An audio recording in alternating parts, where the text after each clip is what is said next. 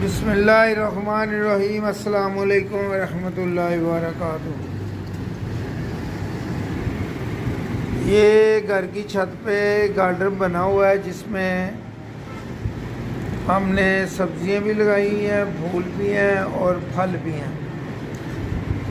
ये शावर की मदद से पानी इसलिए दिया जा रहा है कि आजकल बारिश के बाद जब ये मौसम चेंज होते हैं तो इनमें बहुत सारे कीड़े जो है ना वो पौधों के ऊपर जो है ना वो चढ़ रहे होते हैं। तो इस प्रेशर से अगर आप पानी मारेंगे तो वो जो पौधों पे हल्के फुल्के कीड़े हैं ना, छोटे छोटे, जो वो इससे ख़त्म हो जाते हैं।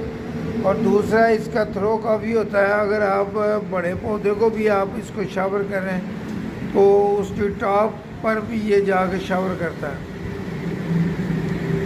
आप भी अपनी छत पर इस तरह की रूफ गार्डनिंग